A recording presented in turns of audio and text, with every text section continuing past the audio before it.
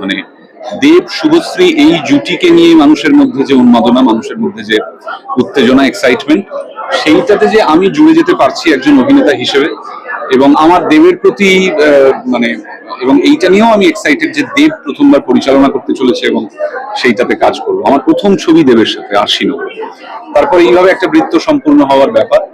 এবং বহুদিন ধরে শুভশ্রী আমার খুব পছন্দের অভিনেত্রী, কিন্তু কিছুতেই কখনো মানে ঠিক শুভশ্রীর সঙ্গে অভিনয় করা। এইটা যে সমস্ত আমাদের যা অর্গানাইজেশনস আছেন, যে সমস্ত গিল্ড, আর্টিস্ট ফোরাম, ফেডারেশন যারা আছেন, তারা নিয়মিত এটা নিয়ে কথা বলছেন, বসছেন।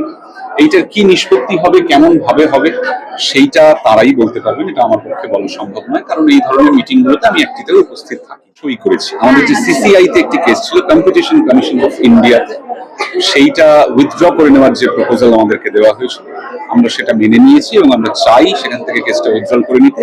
সেই চিঠি যেটা মূলত প্রসেনজিৎ চ্যাটার্জিকে দেওয়া।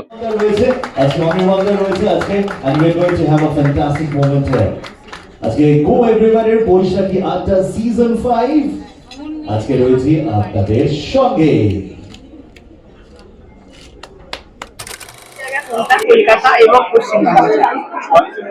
অনেক জায়গায় ট্রাভেল করেছি, অনেক জায়গায় পছন্দের, দেশেই দারুণ দারুণ দারুণ জায়গা আছে। রাজস্থান গেছিলাম শুটিং করতে, অপূর্ব জায়গা। তারপরে আমাদের পশ্চিমবঙ্গ ইটসেলফ এত সুন্দর একটা রাজ্য, এত বৈচিত্র্যময় রাজ্য। ওপরে গেলে পাহাড়, মানেভঞ্জনের দিকে গেলে ওরকম অপূর্ব দৃশ্য। এছাড়া মধ্যপ্রদেশে শুটিং করেছি, সেটাও দারুণ জায়গা, খুবই ভালো লেগেছে। গুজরাটের মানে আউটস্কার্টস খুব ভুজ বিশেষ করে অপূর্ব জায়গা। মানে দেশ তো চমৎকার। আর বাইরে ওই যতটুকু বললাম, একটু ইউরোপে গেছি, আমেরিকা গেছি বেশ কয়েকবার, সেটা খুবই। ওই সান ফ্রান্সিসকো থেকে যেতে হয় ইয়োসেমিতে ন্যাশনাল পার্ক বলে একটা জায়গা আছে, স্বর্গীয় জায়গা, নৈসর্গিক। কখনো তোমার মধ্যে সমাজ সচেতন একটা মানুষ হিসেবে এই ভয়টা কাজ করে যে এই যুদ্ধের জন্য অনেক জায়গা সত্যি হয়তো ধ্বংস হয়ে যাবে, দেখা হবে, মানে এই ভয় বা যদি হয়ে যাবে কেন, হয় যুদ্ধ মানেই তো কোনো না কোনো জায়গা ধ্বংস হয়। একটা বাড়ি, একটা এলাকা, একটা মানে পপুলারিটি, একটা কোনো একটা জায়গা, কত কিছু ধ্বংস হয়ে যায়, কত কিছু ধ্বংস হয়ে না। যুদ্ধ তো সদ্য শুরু হয়নি, কতদিন ধরে গাজা চলছে, কতদিন ধরে চলছে, রাশিয়া ইউক্রেন চলছে কতদিন ধরে। যুদ্ধ তো ধ্বংসের কাজ, মানে ধ্বংসই করে, যুদ্ধ তো কিছু বানায় না।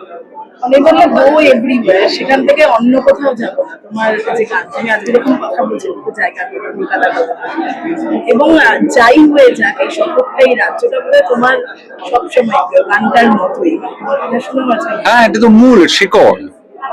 গো এভরিওয়্যার বেড়াতে নিয়ে যাওয়ার জায়গা, আর অন্য কোথাও যাবো না, এই দেশেই থাকবে যেন স্থায়ী ঠিকানা। এটা এখানে আমি জন্মেছি, এখানকার মানুষ আমার মানুষ, আমি তাদের ফসল, এবং এখানকার ভাষা, এখানকার সংস্কৃতি, এই সবকিছুই হচ্ছে আমার চালিকার শক্তি। এটা আমার মাটি, সেইটাই। তোমার যেভাবে আশাটা হলো আর কি, সেটা খুব আনএক্সপেক্টেড ছিল প্রথম থেকে। হ্যাঁ, আমি নিজেও খুব উত্তেজিত, তার কারণ আমার ছবির থেকে বড় কথা বলা ভালো যে দেশু, মানে দেব শুভশ্রী এই জুটিকে নিয়ে মানুষের মধ্যে যে উন্মাদনা, মানুষের মধ্যে যে উত্তেজনা, এক্সাইটমেন্ট, সেইটাতে যে আমি জুড়ে যেতে পারছি একজন অভিনেতা হিসেবে, এবং আমার দেবের প্রতি মানে এবং এইটা নিয়েও আমি এক্সাইটেড যে দেব প্রথমবার পরিচালনা করতে চলেছে এবং সেইটাতে কাজ করবো। আমার প্রথম ছবি দেবের সাথে আশিনো, তারপর এইভাবে একটা বৃত্ত সম্পূর্ণ হওয়ার ব্যাপার। এবং বহুদিন ধরে শুভশ্রী আমার খুব পছন্দের অভিনেত্রী, কিন্তু কিছুতেই কখনো মানে ঠিক শুভশ্রীর সঙ্গে অভিনয় করা হয়নি। সেই সুযোগ এবারে আসতে চলেছে। তো অনেক কিছু নিয়ে দেশু 7 আমার কাছে খুব স্পেশাল, এবং আমার সম্পূর্ণ বিশ্বাস আছে দেবের ওপর এবং পুরো ক্রিয়েটিভ টিমের ওপরে যে একটা চমৎকার চরিত্র বা চমৎকার অভিনয়ের সুযোগ মাথায় রেখেই ও আমাকে ডেকেছে। তো এই সমস্ত অ্যানাউন্সমেন্ট, এই সবের পালা শেষ, এবারে আসল কাজ চলচ্চিত্র নির্মাণ, যাতে মানুষ আমাদের ছবিটি দেখে আনন্দ পান, সেই কাজ যত তাড়াতাড়ি শুরু হবে তার জন্য আমি মুখিয়ে আছি।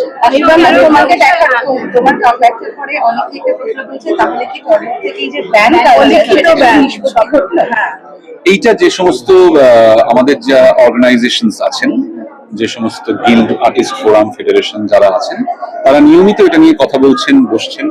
এইটার কি নিষ্পত্তি হবে, কেমন ভাবে হবে, সেইটা তারাই বলতে পারবেন। এটা আমার পক্ষে বলা সম্ভব নয়, কারণ এই ধরনের মিটিং গুলোতে আমি একটিতেও উপস্থিত থাকিনি। আমি শুধু বলতে পারি যে দেশু 7-এ আমি অভিনয় করছি এবং চেষ্টা করবো ভালো করে করার, আমার দর্শক যাতে আমার কাজ দেখে ভালো লাগে।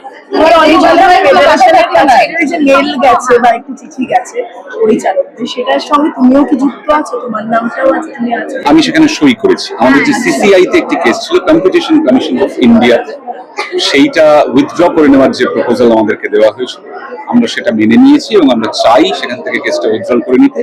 সেই চিঠি যেটা মূলত প্রসেনজিৎ চ্যাটার্জিকে দেওয়া হয়েছে, সেইটাতে আমার অবশ্যই সই। যেমনটা বললে কেসের জন্য তুলে নেওয়ার জন্য প্রসেসিং করা হয়েছে, তবে যে বিষয়টা নিয়ে কথা হচ্ছে যে এই যে ব্যান্ড কালচার থেকে মুছে দেওয়া, এই ব্যান্ড কালচারটাকে মুছে দেওয়ার যে কথাটা আছে, এটা নিয়ে কি বলতে চাইবে? সঙ্গে তোমার সঙ্গে একটু আগেই উত্তরটা দিলাম, আলোচনা হয়েছে? একটু আগেই উত্তরটা দিলাম যে আমরা দেখতেই পাচ্ছি যে আমাদের ইন্ডাস্ট্রিতে খুবই মর্মান্তিক একটি ঘটনা ঘটেছে। আমাদের একজন আত্মজন, আমাদের অত্যন্ত মানে সকলেরই প্রিয় একজন সঙ্গী আমাদেরকে ছেড়ে দুর্ভাগ্যবশত চলে গেছে, এবং তারপরে মানে সেই শোকের আবহে অনেকগুলো জিনিস নিশ্চিত করতে, শুধুমাত্র অভিনেতা অভিনেত্রী কলাকুশলী টেকনিশিয়ানদের নিরাপত্তা নয়, আরো অনেকগুলি নিশ্চিত করতে বা একটা এসওপি তৈরি করতে আমাদের ইন্ডাস্ট্রির যারা সিনিয়র, যারা গুরুজন এবং যে দায়িত্বপূর্ণ সংগঠনগুলি আছেন, তারা মুহুর্মুহু মিটিং এ বসছেন, আলোচনা করছেন, সব পক্ষের কথা হচ্ছে, সিদ্ধান্ত কি হবে সেটা তারাই জানাতে পারবে। তোমার পরিচালনায় বাধা কি? কারণ মানে যেটা আটকেছে তোমার পরিচালিত ছবি, যেখানে বাধা পেয়েছো, সেটা কবে? আমার পরিচালিত কোনো ছবি কখনো বাধা পায়নি। দু একটা মিউজিক ভিডিও বাধাপ্রাপ্ত হয়েছে, যদিও পরবর্তীকালে সেই মিউজিক ভিডিওগুলো হয়েও গেছে। তাহলে তোমার পরিচালনার ক্ষেত্রে আর কোনো বাধা থাকলো না?